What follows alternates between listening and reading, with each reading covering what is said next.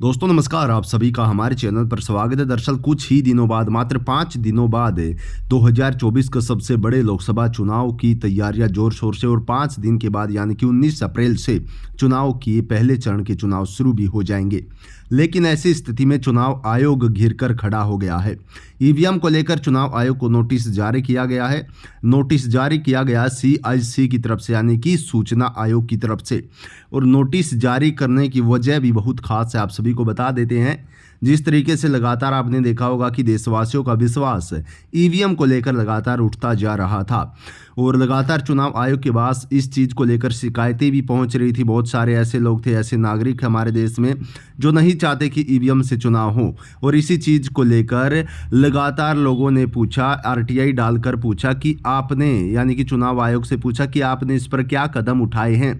लोगों का विश्वास ईवीएम से उठता जा रहा है। लोग जो भी शिकायतें दर्ज कर रहे हैं उसके ऊपर चुनाव आयोग ने क्या क्या कदम उठाए हैं उसकी स्पष्टीकरण जानकारी दे। लेकिन सीआईसी ने जब ये पूछा, यानी कि जो सूचना आयोग है, केंद्रीय सूचना आयोग, उसने जब ये चुनाव आयोग से सवाल किया तो उस समय पर कोई भी चुनाव आयोग का अधिकारी इस पर स्पष्टीकरण नहीं दे पाया और इसी का सामना करना पड़ा उनको फटकार खाकर। जी हाँ, सीआईसी ने सीधे तौर पर चुनाव आयोग को फटकार लगाई है और चुनाव से मात्र 5 दिन पहले ये सब चल रहा है दोस्तों।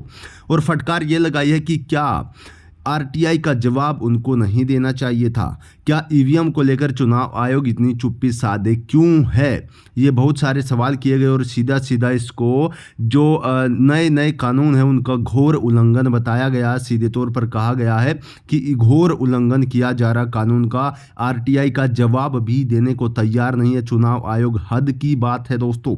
इस चीज़ को लेकर फटकार लगी और 30 दिन के अंदर इसका स्पष्टीकरण देने का नोटिस जारी कर दिया है सीआईसी यानी कि केंद्रीय सूचना आयोग की तरफ से।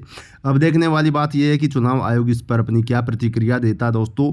फिलहाल आपकी इसके ऊपर क्या प्रतिक्रिया, कमेंट बॉक्स में हमें जरूर बताइएगा। सभी को नमस्कार।